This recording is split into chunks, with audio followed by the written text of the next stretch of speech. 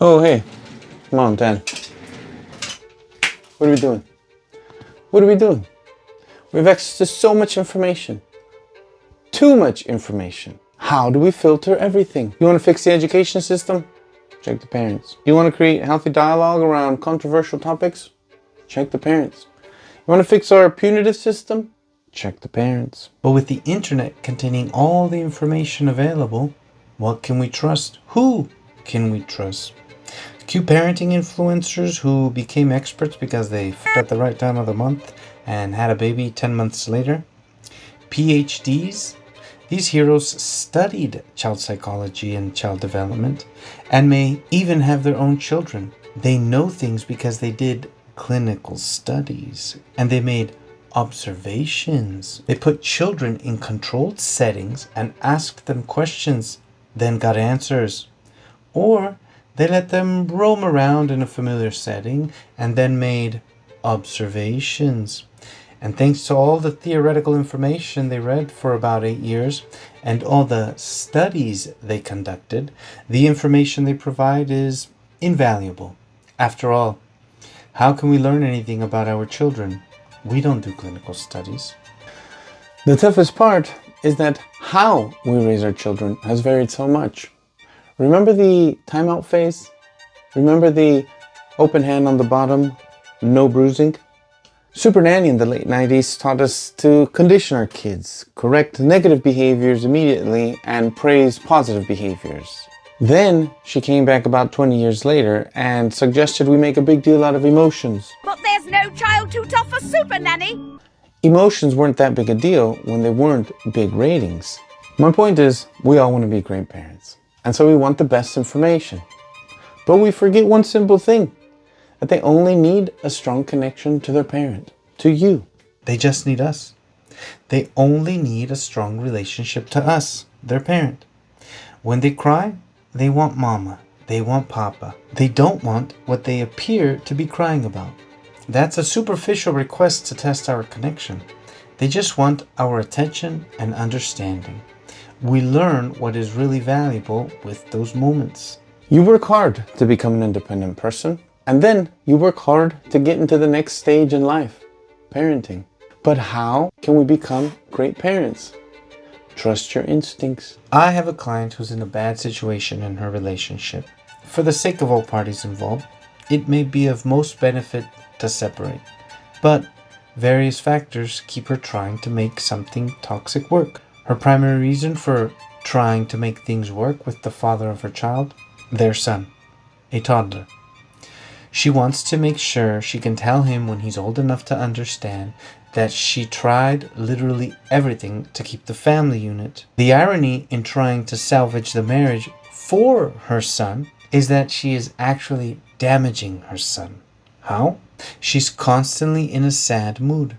She's constantly feeling irritated with her husband. She's constantly creating conflict with her husband because she's often in a sad mood, which he obviously denies that he contributes to. Now guess what? Their son responds.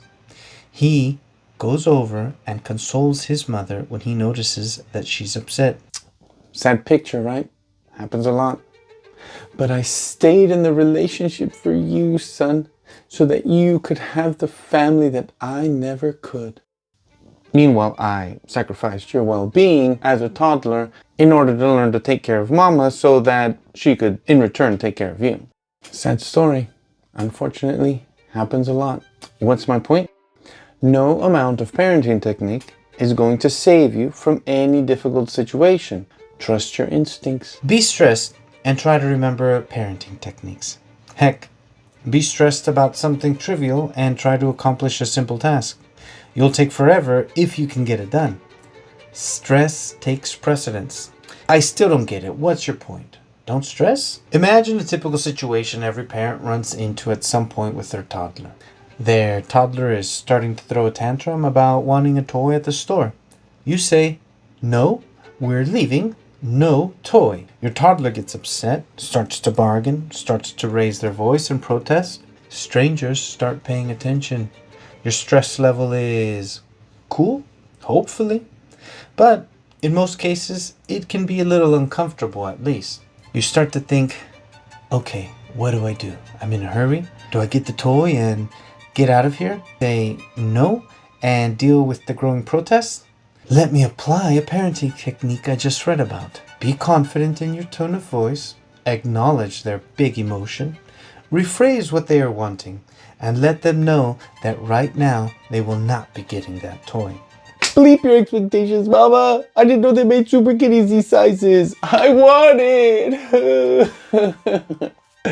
You know how that goes. There go your parenting techniques. You be in a good place. You be in a healthy state of mind.